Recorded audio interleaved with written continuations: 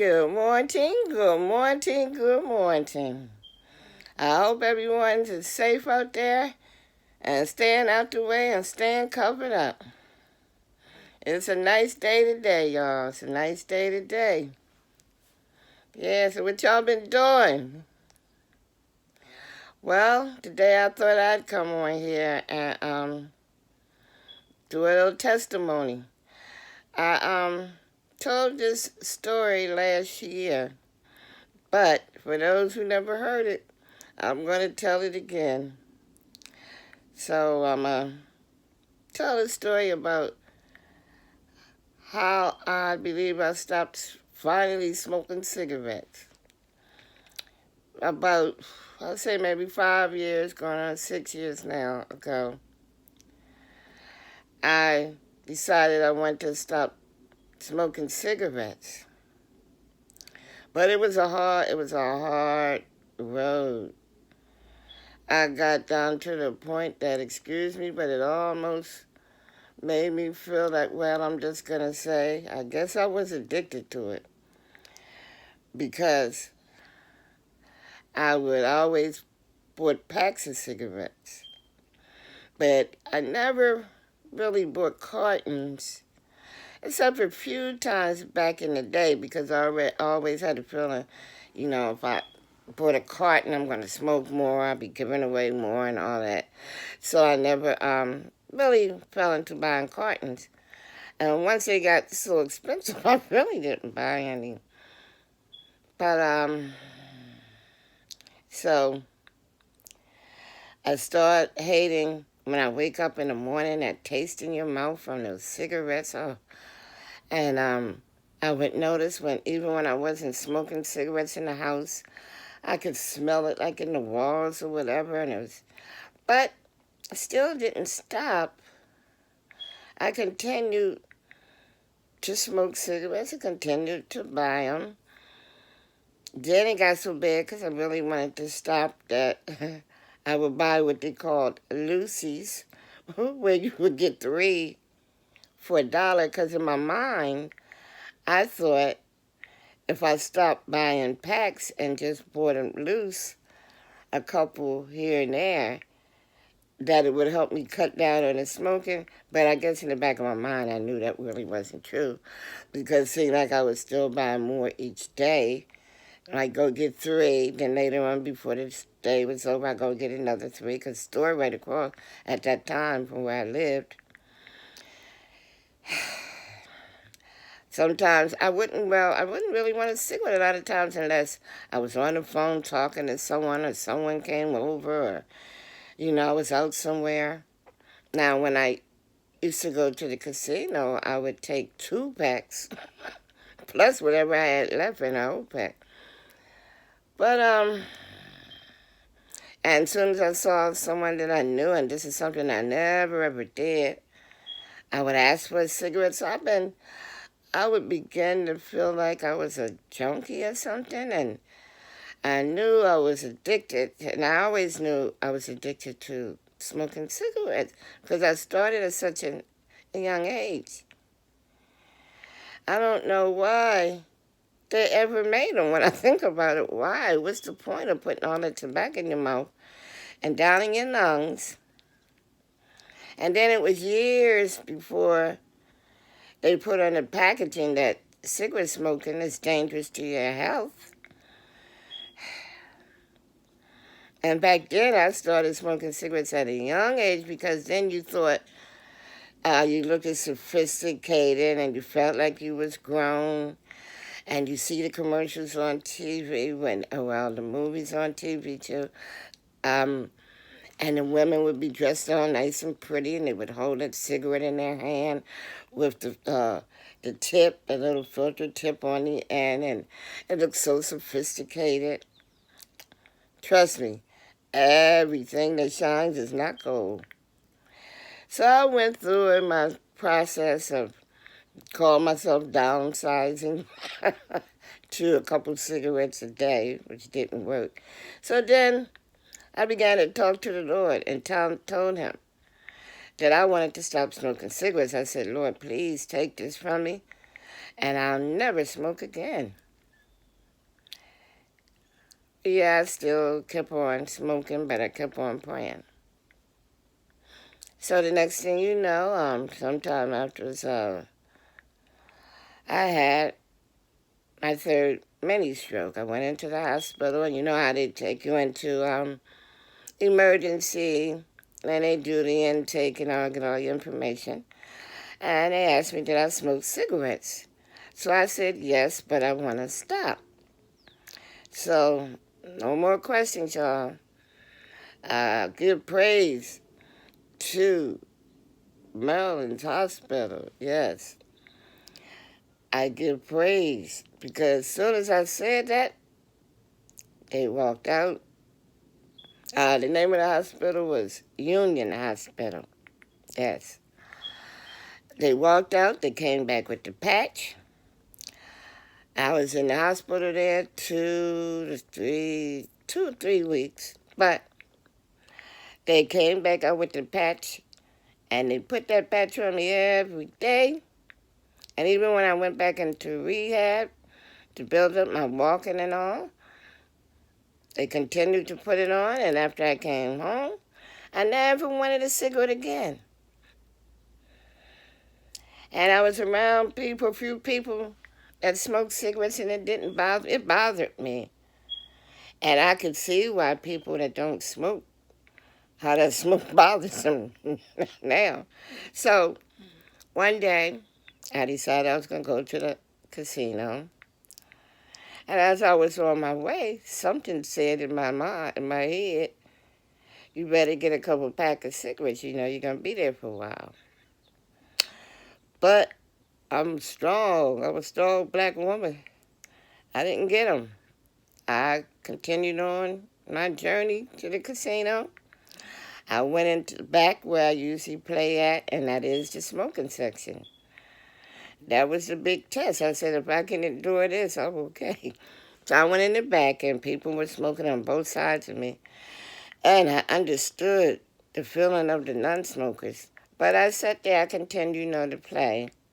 It didn't make me want to jump up and go buy a pack of cigarettes.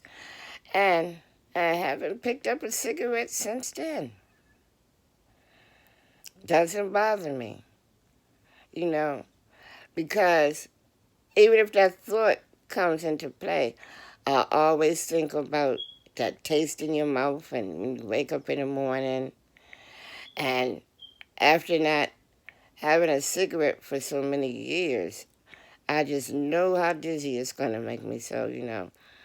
So that's one thing, that's a bad habit that I finally got rid of, y'all. Finally got rid of. I remember and I just want to say this. I believe that the Lord said, I'm going to have to put this fool in the hospital because that's the only way she's going to stop smoking them cigarettes. Because once I went in that hospital and came back out, I give all the glory to the Lord because I don't have to pick them up no more. Thank you, Lord. So, because my mother, she was a chain smoker. She would smoke the cigarettes all the way down, and she didn't smoke filters. She smoked those little nasty Pall Malls. Remember them Pall Malls back in the day? And Lucky Strike, and I used to smoke Newports. That was my last cigarette when I stopped, was Newports. I used to smoke Cools, Salems.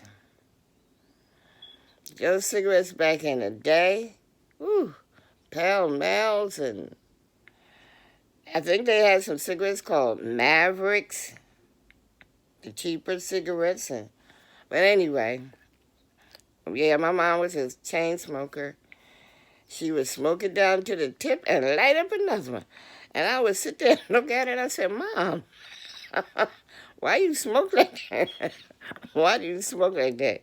She wouldn't pay me no mind. Yeah, that's my mama. That was my mama always.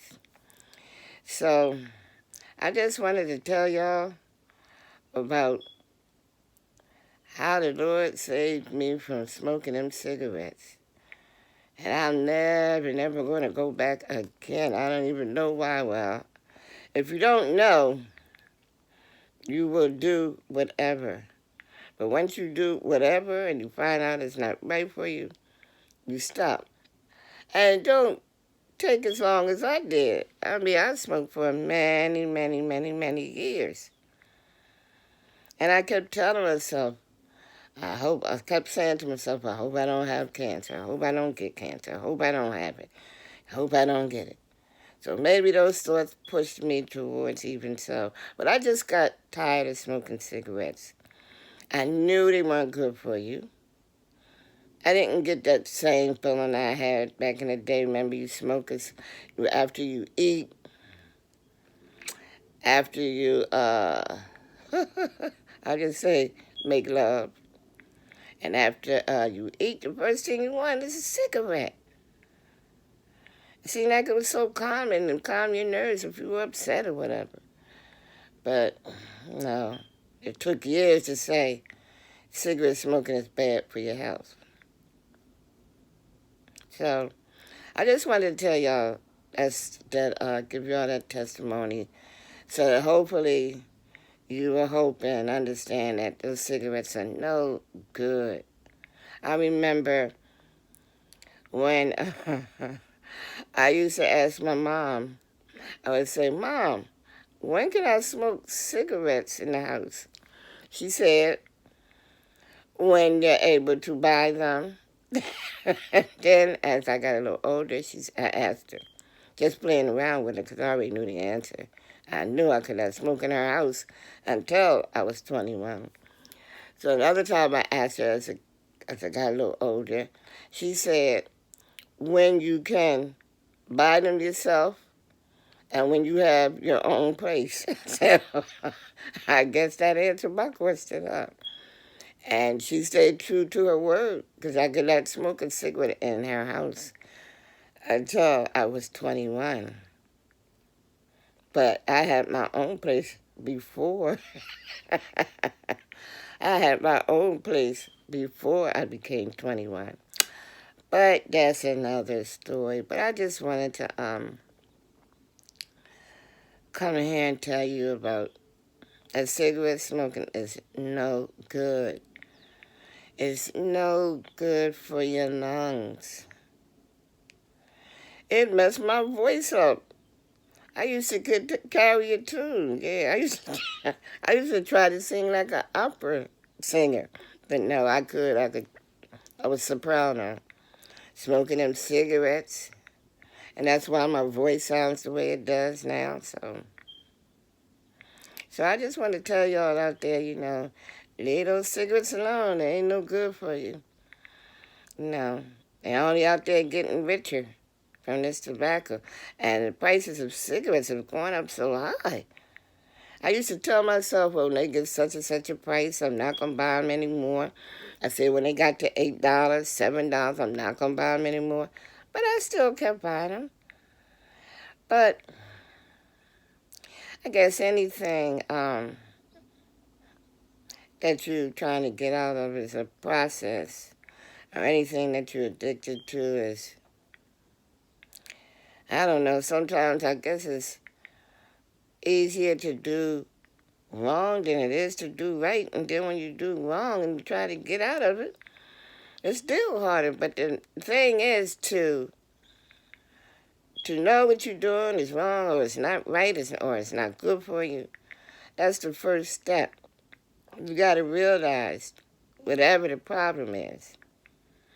And then you have to seek help for that problem because no one's going to do it for you but the Lord. You got to pray on it. He already knows what the problem is, but he wants you to come to him and tell him. And he wants you to ask for the help. You know what I'm saying? And I just want to say, people make judges, but the Lord never does. And with that being said, y'all, I just want to say like, share, subscribe, and hit that bell so you'll be notified of another video. And hit that bell twice so that you'll be notified. And please watch the videos all the way through. Like, share, and subscribe. And I love you, and I hope you love me too.